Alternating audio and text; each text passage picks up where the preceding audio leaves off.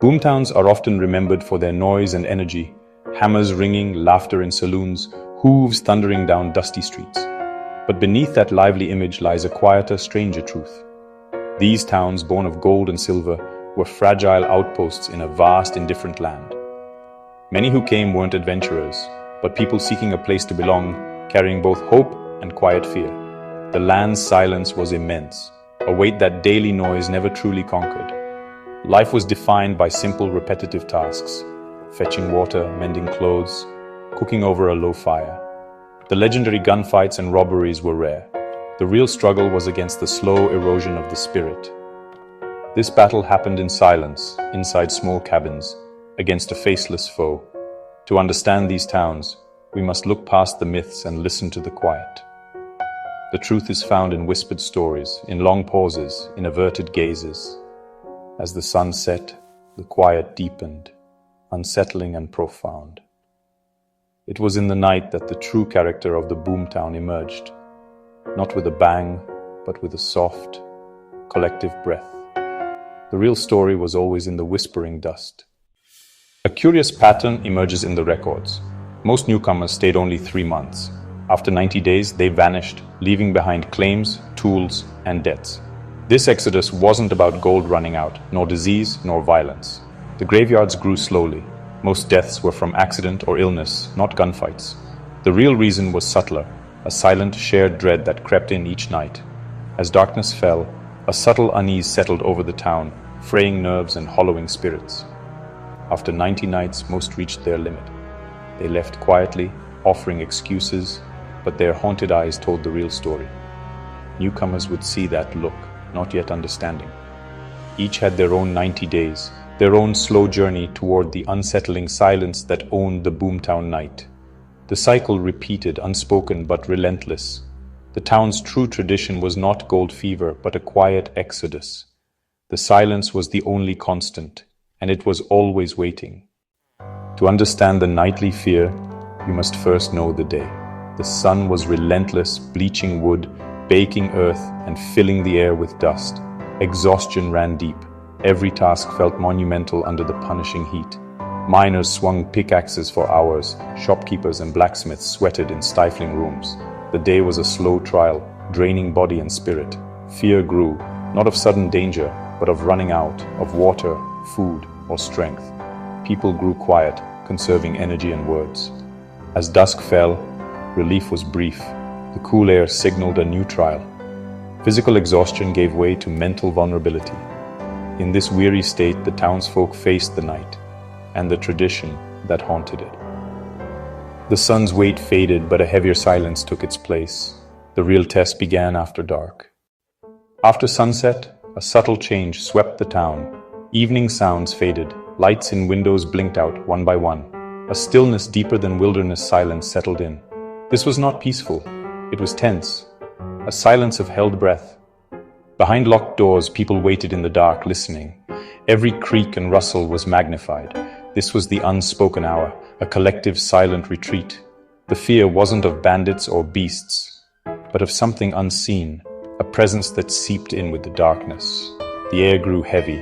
The silence pressed against thin walls. Children were hushed. Adults sat in silence, hands resting on useless rifles. No one named what they feared. The town braced itself for the nightly tradition, bound together by dread. The unspoken hour was their quiet prayer for dawn. At the peak of night, the tradition began. A low, resonant hum rose from the earth, soothing yet deeply wrong. It vibrated through floors and bones, unsettling every soul. Then pale, ethereal lights drifted through the streets, cool glows moving in silent, deliberate patterns. Shadows danced on cabin walls, the lights hovered, then glided on. No one dared investigate. The ritual was endured, not challenged. The hum ebbed and flowed, pulling at the edges of consciousness. Sleep was no escape. The sound invaded dreams, turning them strange and disjointed. The lights and hum were not random. They were a nightly process, performed by something unknowable. All anyone could do was wait, helpless, for morning. Each night left people more hollow, more haunted. The tradition was a test of endurance, not bravery. By dawn, survivors felt as if they'd returned from a long, invisible journey. The town's true ritual was this: enduring the night and hoping for sunrise. The strangest legacy of these towns is what's missing. Diaries and journals are rare, and those found often have pages torn out or blacked over. Residents began writing with hope, but as nights wore on, they stopped.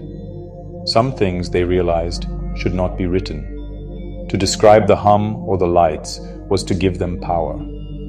Destroying those pages was a calm act of self-preservation. It was a way to protect the mind, to separate day from night. The empty pages are not absence, but evidence. Proof of something too heavy to record.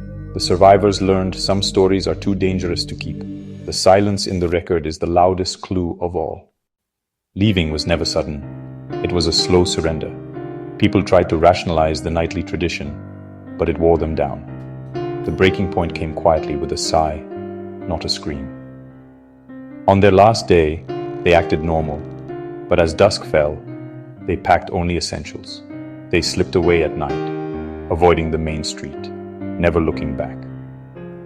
Their departure was as silent as the tradition itself. By morning, their cabin stood empty, waiting for the next soul. Those who remained understood. No one asked questions. The exodus was quiet, sorrowful, and inevitable. Each person left to reclaim peace, to escape the nightly dread. The cycle continued. Arrival, endurance, departure. The town emptied itself, one silent soul at a time. The only thing left behind was the tradition. Those who left didn't vanish. They scattered across the West, blending into new lives. Outwardly, they seemed ordinary, but the Boomtown left a mark. Survivors were quiet, reserved, always watchful.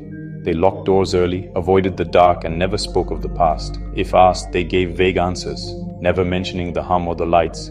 It was a shared, unspoken pact. The memory was a private burden, a ghost beside them. The silence became the final mystery. Perhaps they feared not being believed, or feared calling it back. Or maybe the experience was simply beyond words. So they carried the echo, a silent testament, to the nights they survived.